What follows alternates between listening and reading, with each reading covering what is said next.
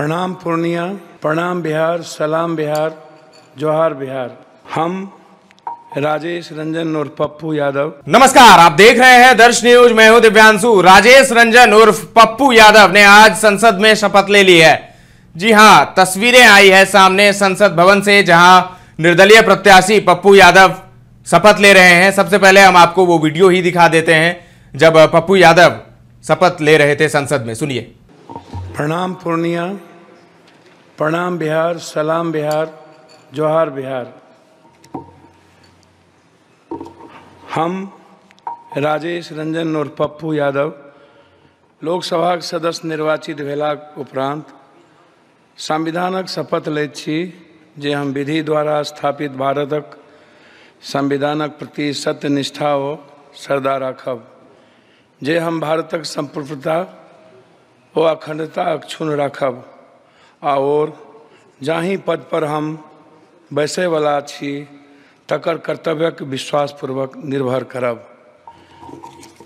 बहुत बहुत धन्यवाद के साथ रीनीट बिहार विशेष राज्य का दर्जा, सीमांचल जिंदाबाद, मानवतावाद जिंदाबाद, भीम जिंदाबाद, संविधान जिंदाबाद। तो देखा आपने राजेश रंजन उर्फ पप्पू यादव को, आज उन्होंने शपथ ले ली संसद में।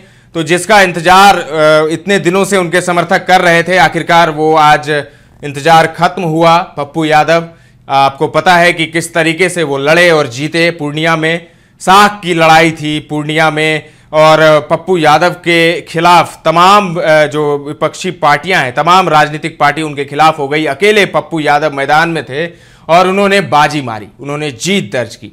संतोष कुशवाहा को उन्होंने हराया, जेडीयू के संतोष कुशवाहा को हराया। सिर्फ संतोष कुशवाहा को ही नहीं हराया, बल्कि आरजेडी की कैंडिडेट बीमा भारती को उन्होंने बुरी तरह हराया। और कैसे उनकी फील्डिंग सेट की गई थी पप्पू यादव की।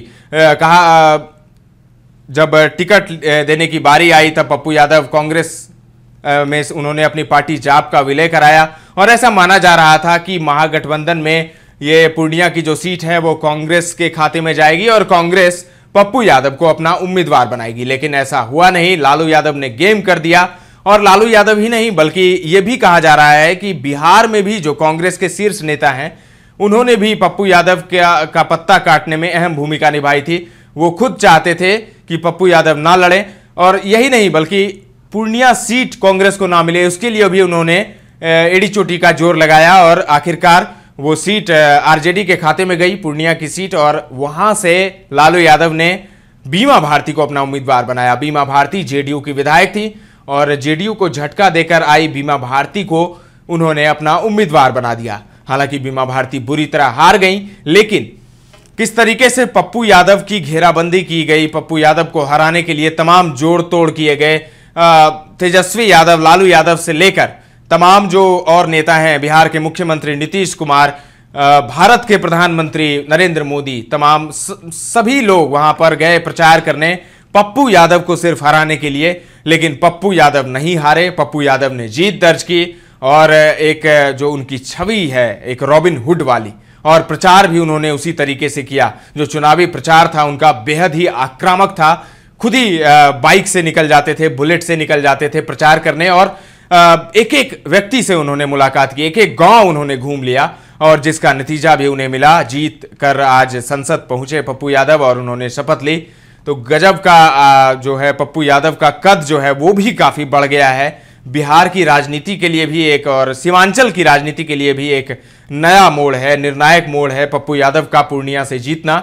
और पूर्णिया ही क्यों, ये भी सवाल उठता है। तो पप्पू यादव ने भी कह दिया कि पूर्णिया मेरी मां है। जब मैं जेल में था, जब मेरी मां लड़ रही थी चुनाव, तब भी पूर्णिया के लोगों ने मुझे नहीं छोड़ा था, तब भी 1.5 लाख वोट मुझे मिला था।